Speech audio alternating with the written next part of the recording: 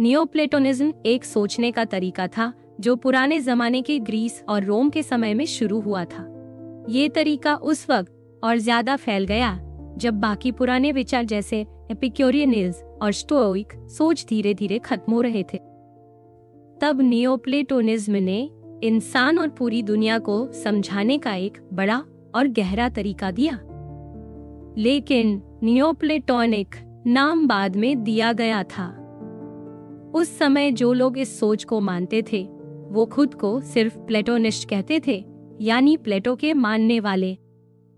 प्लेटो की सोच को वो बाकी सब विचारों से ऊपर मानते थे, लेकिन उनका असली मकसद प्लेटो की बातों को दोहराना नहीं था।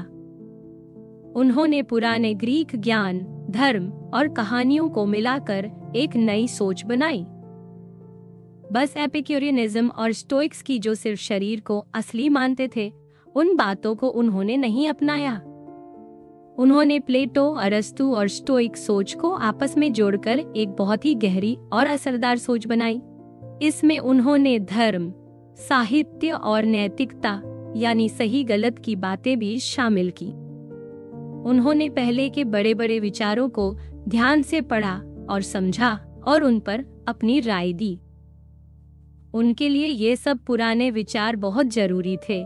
उनकी सोच का तरीका थोड़ा अलग था। वो बाहरी दुनिया के सच को बस एक उदाहरण की तरह मानते थे। असली शुरुआत वो दिमाग और सोच से करते थे। आज के दौर में उनकी बातें थोड़ी अजीब लग सकती हैं, लेकिन उन्हें पूरी तरह गलत कहना आसान नहीं है, क्योंकि उनकी कुछ बुनियादी बातें सही भी हो सकती हैं। उनका सबसे बड़ा भरोसा इस बात पर था कि सोचने की ताकत यानी मन इस दुनिया की असली और सबसे जरूरी चीज है। इस सोच में मन को शरीर से ऊपर माना गया। प्लेटो और अरस्तु में इस बात को लेकर बहस थी कि जो चीजें हमारे दिमाग में होती हैं, जैसे नंबर, आकृति वगैरह, क्या वो भी असल में शरीर से पहले हैं या नहीं। लेकिन नियोप्लेटोनिस्ट इस बहस को खास नहीं मानते थे। उनके लिए सोचने की शक्ति ही सबसे पहले आती थी, इसलिए उनकी सोच आदर्शवादी थी, जिसमें दिमाग की दुनिया असली मानी जाती थी। नियोप्लेटोनिस्ट सोच का दूसरा बड़ा भरोसा ये था कि हर चीज, चाहे वो सोच से जुड़ी हो या शरीर से, सब कुछ एक ही सबसे बड़ी और अकेली शक्ति पर टिकी। उन्होंने इसे कभी पहला, कभी एक या अच्छा कहा। उनके लिए ये सबसे ऊंचा सिद्धांत था जो सब कुछ का कारण है। उनका मानना था कि कोई भी चीज जो किसी और चीज को जन्म देती है, वो उससे ज्यादा असली और ज्यादा सच्ची होती है। इसी सोच से उन्होंने ये भी माना कि अगर मन और सोच सबसे पहले हैं, तो वही सबसे बड़ा कारण भी है। अब सवाल ये था कि जब सब कुछ एक ही चीज से निकला है, तो इतनी अलग अलग चीजें दुनिया में कैसे बनी। खासकर ये समझना कि जिस एक चीज से सब शुरू हुआ, वो खुद इस पूरी भौतिक दुनिया से बिल्कुल अलग कैसे थी, और फिर भी सब कुछ उसी से कैसे निकला। इस सवाल का जवाब उन्होंने एक नया और अलग तरीका अपना कर दिया जो पहले किसी ने नहीं दिया था। माना जाता है कि नियोप्लेटोनिज्म की शुरुआत प्लॉटिनस नाम के एक दार्शनिक ने की थी, जो मिस्र में पैदा हुए थे। उन्होंने एक और विचारक से ज्ञान लिया था जो कुछ लिखते नहीं थे और जिनके बारे में ज्यादा जानकारी नहीं है। 40 की उम्र में प्लॉटिनस रोम चले गए और वहां उन्होंने एक स्कूल खोला। शुरू में वो सिर्फ बोलकर सिखाते थे, फिर उनके सबसे अच्छे शिष्य ने उन्हें लिखने को कहा। बाद में उसी शिष्य ने उनकी बातें छपवाई और उन्हें 9 लेखों की 6 किताबों में बांटा। प्लॉटिनस को पुराने जमाने के सबसे बड़े सोचने वालों में माना जाता है, जैसे प्लेटो और अरस्तु। उनकी सोच पर पुराने कई विचारों का असर था। वो प्लेटो और अरस्तु की कुछ बातों से अपनी बात शुरू करते थे। स्टोइक सोच और कुछ और दार्शनिकों के विचार भी उनके अंदर दिखते हैं। कुछ लोगों का मानना है कि उस समय चल रही दूसरी सोच, जैसे ग्नोस्टिसिज्म या हर्मेटिक सोच, ने भी उन्हें प्रभावित किया हो सकता है। हालांकि वो ग्नोस्टिसिज्म के खिलाफ थे। शायद उन्हें ईसाई धर्म के बढ़ने का भी पता था, लेकिन वो इससे परेशान नहीं थे, जबकि उनके शिष्य को था। वक्त के साथ नियोप्लेटोनिज्म बहुत लचीला और नया बनता गया। जबकि पुराने जमाने की स्टोइक सोच उतनी नहीं बदली। ये सोच आम पढ़े लिखे लोगों को भी पसंद आई और उन लोगों को भी जो धर्म को गहराई से समझना चाहते थे। कई तरह के लोग इसमें अपनी जगह बना सके, चाहे वो पुराने धर्म को मानने वाले हों या नए धर्म की बारीक बातों को समझने की कोशिश करने वाले। प्लॉटिनस के बाद उनके शिष्य और फिर उनके शिष्यों ने इस सोच को और आगे बढ़ाया। सबका अपना तरीका था, अपनी सोच थी, लेकिन सबने मिलकर इस विचारधारा को और मजबूत और गहरा बनाया। प्लॉटिनस और शायद उनसे पहले अमोनियस सक्कास ने जो नई दिशा ग्रीक सोच को दी, वो धीरे धीरे ग्रीस और रोम के पढ़े लिखे लोगों में फैलने लगी। हैरानी की बात यह है कि शायद इसी सोच की वजह से पढ़े लिखे लोग ईसाई धर्म की तरफ भी झुकने लगे। इससे समाज के हाशिए पर रहने वाले लोगों की धार्मिक भावनाएं एक बड़े राजनीतिक सिस्टम का हिस्सा बन गई। कई ईसाई विद्वान भी नियोप्लेटोनिक सोच से जुड़े थे। कुछ ने इसी सोच के बीच अपनी पढ़ाई शुरू की थी। कुछ तो प्लेटोनिक और नियोप्लेटोनिक किताबों को गहराई से जानते थे। उस समय के धार्मिक विवाद इतने जटिल थे कि उन्हें समझने के लिए ग्रीक सोच की गहराई में उतरना पड़ता था। 5वीं सदी के आखिरी दौर तक अलेक्जेंड्रिया के स्कूलों में ज्यादातर ईसाई छात्र थे। नियोप्लेटोनिज्म की पढ़ाई एथेंस, अलेक्जेंड्रिया, कॉन्स्टेंटिनोपल, बगदाद और कई जगहों पर चलती रही, जब तक ये इटली के पुनर्जागरण काल में फिर से उभर कर नहीं आई। नियोप्लेटोनिस्ट सोच की सबसे खास बात ये थी कि ये एक ही बात से पूरी दुनिया को समझाने की कोशिश करती थी। उन्होंने माना कि सब कुछ एक ही सबसे बड़ी और दिव्य सोच से निकला है। ये सोच ऊपर से नीचे की ओर चलती है। इसे समझने का सबसे अच्छा तरीका यही है कि हम उसी सबसे ऊपर की शक्ति से शुरू करें जिससे सारी दुनिया बनी है। लेकिन नियोप्लेटोनिस्ट लोग ये नहीं मानते थे कि दुनिया कभी अचानक बनाई गई। उनके मुताबिक ये प्रक्रिया हमेशा से चल रही है और आगे भी चलती रहेगी। उनके लिए दुनिया की रचना कोई एक बार की बात नहीं थी, बल्कि एक लगातार चलने वाली प्रक्रिया थी। बाद में जब ईसाई, इस्लामी और यहूदी धर्मों ने इस सोच को अपनाया, तो ये सवाल भी उठने लगे कि क्या दुनिया हमेशा से है या उसका कोई एक शुरुआती पल था। दूसरी बात ये थी कि नियोप्लेटोनिस्ट ये नहीं मानते थे कि भगवान ने दुनिया को एक शब्द बोलकर या सोचकर अचानक बना दिया। उनका मानना था कि सब कुछ उस पहली शक्ति से धीरे धीरे निकला, जैसे एक स्तर से दूसरा स्तर बना, फिर उससे अगला। उनका मानना था कि दुनिया की हर क्रिया 2 हिस्सों में होती है, एक अंदर की और एक बाहर की। जैसे सूरज के अंदर की गर्मी से बाहर रोशनी और ताप निकलते हैं, या जैसे पेड़ के अंदर उसकी अपनी प्रकृति होती है, उसी से वो फल देता है, या इंसान के अंदर की सोच और भावना बाहर बोलने और काम करने के रूप में दिखती है। इन बाहरी असर का कोई अलग मकसद नहीं होता, वो बस अंदर की प्रक्रिया से अपने आप होते हैं। और फिर ये बाहरी असर भी आगे और असर पैदा करते हैं, जैसे फल किसी और जीव का खाना बनता है या जहर भी बन सकता है, या किसी इंसान की बातें और काम उसकी जिंदगी की कहानी बनाते हैं। हर बार ये बात साफ होती है कि जो भी बाहर होता है वो अंदर की प्रक्रिया से गहराई से जुड़ा होता है। मतलब कोई भी असर बिना वजह या अचानक नहीं होता। जो भी असर दिखता है उसकी झलक पहले से ही उसके कारण में छिपी होती। इसी सोच से नियोप्लेटोनिस्ट ये मानते थे कि नीचे की किसी भी चीज का आधार ऊपर की किसी चीज में जरूर होता है। कुछ भी ऐसा नहीं होता जो पहले से उसके कारण में मौजूद ना हो। सबसे पहली और बड़ी शक्ति को लेकर नियोप्लेटोनिस्ट ये मानते थे कि वो हर चीज से परे है। मतलब जो चीजें हमें दिखती हैं या जिनके बारे में हम सोच सकते हैं, उनसे भी ऊपर। उसके बारे में ज्यादा कुछ कहा नहीं जा सकता, बस इतना कि वो एकदम पूरी तरह से एक है। लेकिन उसका असर तो हम देख सकते हैं, जो कि पूरी की पूरी दुनिया है। इसलिए माना गया कि ये पहली शक्ति कोई अनगिनत और लगातार चलने वाली ऊर्जा जैसी है। अब सवाल ये उठा कि जब ये शक्ति खुद सब कुछ से परे है तो उसका पहला असर क्या था जिससे सब शुरू हुआ? नियोप्लेटोनिस्ट सोच के हिसाब से जो सबसे पहला असर हुआ वो था एकदम शुद्ध और पूरी चेतना। इसे उन्होंने नूस कहा, जो आमतौर पर बुद्धि के रूप में समझा जाता है, लेकिन असल में इसका मतलब है एक ऐसी चेतना जो किसी चीज पर निर्भर नहीं, जो बस खुद में पूरी है।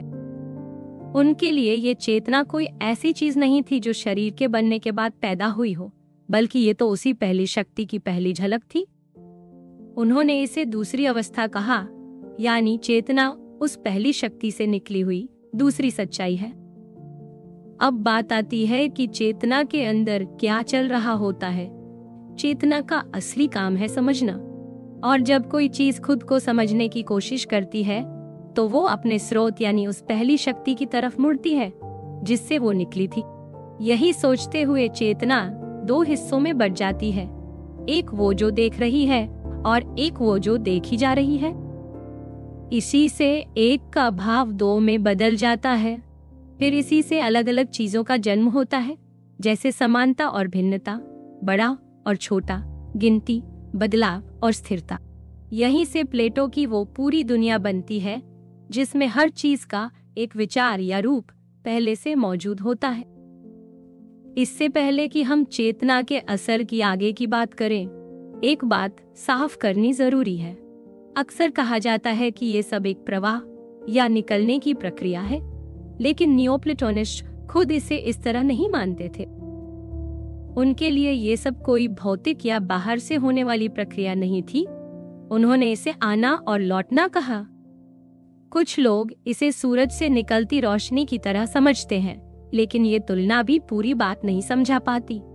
असल में चेतना से जो कुछ भी बनता है वो कोई बना हुआ या गढ़ा हुआ नहीं है, न कोई कारीगर है न कोई बनावट। प्लेटो की बातों में एक दिव्य कारीगर का जिक्र आता है, लेकिन नियोप्लेटोनिस्ट इसे नहीं मानते। उनके लिए चेतना खुद एक क्रिया है जो एकता में रहते हुए अलग अलग रूपों को जन्म देती है। चेतना जब सोचती है तो वो जिन चीजों के बारे में सोचती है वो भी उसी सोच में मौजूद होती हैं। इसी से एक आदर्श दुनिया बनती है जिसमें हर विचार और रूप पहले से होता है, और फिर इस अंदरूनी जीवन से अगला असर होता है आत्मा का जन्म। नियोप्लेटोनिस्ट सोच के मुताबिक जो भी चीज हमें इस दुनिया में दिखती है वो पहले से चेतना के स्तर पर किसी रूप में मौजूद होती है। उनके लिए आत्मा एक ऐसी ताकत है जो चेतना से निकली है और उसी से जुड़ी हुई है। जैसे चेतना पहली शक्ति से निकली थी, वैसे ही आत्मा चेतना से अपने आप प्रकट होती है। आत्मा ही वो कड़ी है जो चेतना के अंदर छिपे हुए रूपों को इस भौतिक दुनिया में दिखने लायक बनाती है। दुनिया में जो भी चीजें हैं, जो भी रूप, पेड़ पौधे, जानवर, इंसान, सब आत्मा के जरिए सामने आते हैं। आत्मा चेतना की तरफ देखती है, खुद को समझने की कोशिश करती है और फिर उसमें मौजूद शाश्वत रूपों की छवि को नीचे की दुनिया में लाती है। ये कोई योजना या कारीगरी की तरह नहीं होता, बल्कि एक तरह की स्वाभाविक प्रक्रिया है जो बिना किसी मेहनत के बस होती रहती है। प्लेटो ने एक बार दुनिया की आत्मा को किसी ईश्वरीय कारीगर द्वारा बनाए गए ढांचे के रूप में बताया था, लेकिन नियोप्लेटोनिस्ट इस सोच से अलग थे। उनके लिए आत्मा कोई बनाई गई चीज नहीं थी, बल्कि चेतना की अंदरूनी क्रिया का एक बाहरी रूप थी। वो मानते थे कि आत्मा की मौजूदगी से ही सारी दुनिया बनी है, न कि ये कि आत्मा शरीरों में रहती है। आत्मा चेतना की तरह ऊपर की तरफ देखती है, खुद को पहचानती है और फिर उन रूपों को दुनिया में लाकर जीवन देती है। इस तरह पूरा ब्रह्मांड और धरती पर जीवन की हर शक्ल आत्मा के जरिए जन्म लेती है। इस सोच में आत्मा का मतलब है जीवन की वो ताकत जो शरीर को जिंदा और सक्रिय बनाती है। इंसानों में चेतना सिर्फ एक पहलू है, और भी कई मानसिक क्रियाएं आत्मा के हिस्से होती हैं, जैसे याददाश्त, कल्पना, सोचने की ताकत। ये सब एक ही आत्मिक धारा के अलग अलग स्तर हैं, जो ऊपर की चेतना से लेकर नीचे के जीवों तक फैली हुई है। पुराने समय के बहुत से दार्शनिक और कवि ये मानते थे कि पूरी दुनिया खुद एक जीवित प्राणी की तरह है। कुछ ने तो कहा कि ये ब्रह्मांड सिर्फ टुकड़ों में नहीं बल्कि पूरे का पूरा भी जिंदा है। आत्मा और चेतना के बीच जो गहरा रिश्ता है वही नियोप्लेटोनिस्ट सोच की जड़ है। ये सोच मानती है कि आत्मा ही वो ताकत है जो चेतना में छिपे हुए विचारों और रूपों को समय और जगह में लाकर इस दुनिया की हर चीज को जन्म देती है। यही वजह है कि इस सोच को आत्मा की सोच भी कहा जा सकता है, यानी असली मायनों में मन और जीवन को समझने वाली सोच। नियोप्लेटोनिस्ट सोच के अनुसार जिस दुनिया को हम देख और महसूस करते हैं वो असल में चेतना की गतिविधि का बाहरी असर है। ये असर आत्मा के जरिए आता है जो चेतना और दुनिया के बीच का एक जरिया है। आत्मा कोई अलग चीज नहीं बल्कि खुद वो प्रक्रिया है जिसके जरिए चेतना के अंदर छिपी रूपों वाली दुनिया असली जीवन और प्राकृतिक रूपों में बदल जाती। उन्होंने आत्मा और प्रकृति को अलग माना। आत्मा ऊपरी और जागरूक स्तर पर काम करती है जबकि प्रकृति निचले स्तर की गतिविधियों से जुड़ी होती है, जैसे सांस लेना, पाचन करना। ये सब ऐसे काम हैं जो अपने आप होते हैं, इंसान उन्हें जानबूझकर नहीं करता। प्रकृति के जरिए चेतना के कुछ पहलू बिना बोले ही दुनिया में उतरते हैं। इसीलिए नियोप्लेटोनिस्ट सोच में हर चीज, चाहे वो बेकार दिखने वाला पत्थर ही क्यों न हो, उसमें भी एक दिव्यता और सच्चाई होती है।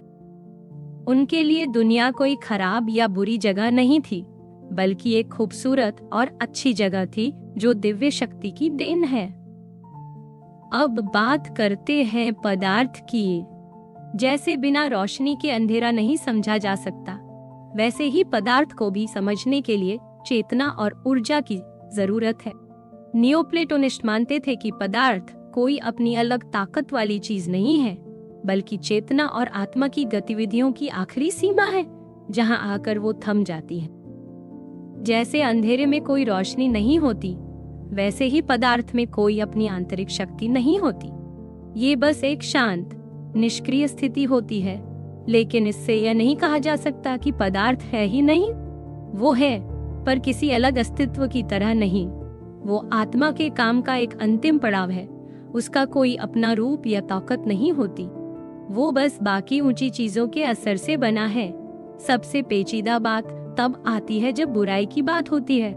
अगर सब कुछ ऊपर से आया है और वो अच्छा है, तो बुराई कहाँ से आई? प्लॉटिनस ने कहा कि बुराई नीचे से आती है, ऊपर से नहीं। वो इस बात से जुड़ी होती है कि जब इंसान अपनी नजर ऊपर की चेतना की तरफ करने की बजाय नीचे की भौतिक चीजों पर लगा देता है, तो आत्मा गंदा हो जाता है। जब आत्मा सिर्फ भौतिक चीजों में खो जाती है और ऊपर की सच्चाई से नाता तोड़ देती है, तभी बुराई जन्म लेती है। हालांकि ये सोच बुराई को समझाने का एक नया और असरदार तरीका देती है, फिर भी इस पर नियोप्लेटोनिस्टों में भी मतभेद थे। कुछ ने कहा कि इंसानी आत्मा में सच में बुराई आ सकती है और वो हमेशा अच्छी नहीं होती, यानी आत्मा खुद भी बिगड़ सकती है अगर वो सही दिशा से भटक जाए। हम इंसान भले ही शरीर से इस भौतिक दुनिया का हिस्सा हैं, लेकिन हमारे अंदर एक आत्मा भी है जो हमें खुद को समझने की ताकत देती है। नियोप्लेटोनिस्ट मानते थे कि सिर्फ कोई भी भौतिक चीज अपने बारे में नहीं सोच सकती, इसलिए आत्मा का होना जरूरी है। हमारी आत्मा बाकी सभी जीवों से कहीं ज्यादा समझदार और जागरूक होती है, और जैसे सब चीजों का अपना अस्तित्व है, वैसे ही हम भी उस एकता का हिस्सा हैं जो सबसे ऊपर की शक्ति से आती है। अगर इस नजर से देखा जाए तो इंसान खुद एक छोटी सी दुनिया की तरह है जिसमें सब स्तर, एकता, चेतना, आत्मा, प्रकृति और पदार्थ। इसका मतलब ये था कि हम भी उसी ऊपर की दुनिया से आए हैं जैसे बाकी। इंसान को नियोप्लेटोनिस्ट सोच में पहले एक सामाजिक या राजनीतिक प्राणी नहीं माना गया, बल्कि एक दिव्य प्राणी माना गया।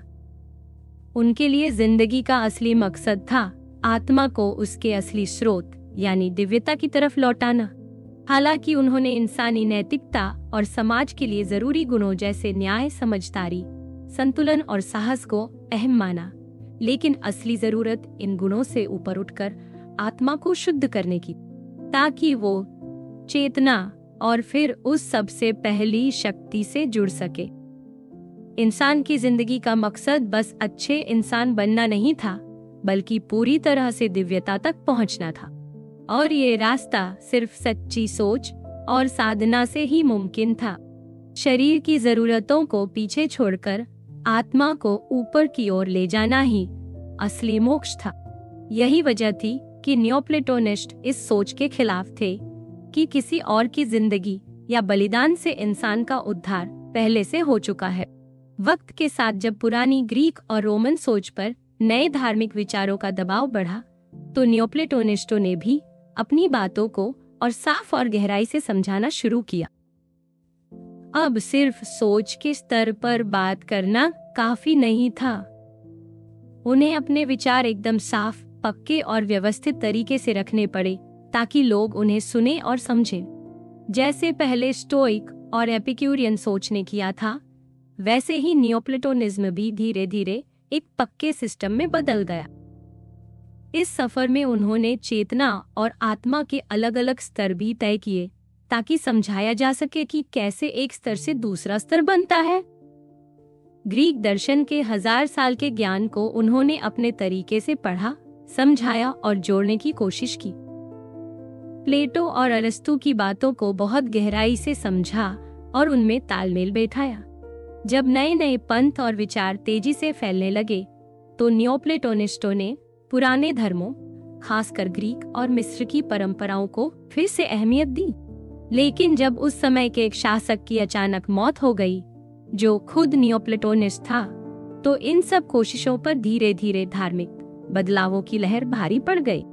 जब पुरानी सोच को मानने वाले नियोप्लेटोनिस्ट लोग एथेंस में रहते थे और पुराने धर्मों की परंपराएं निभा रहे थे, तभी एक शासक के नए कानून के बाद उनकी संस्था बंद कर दी गई।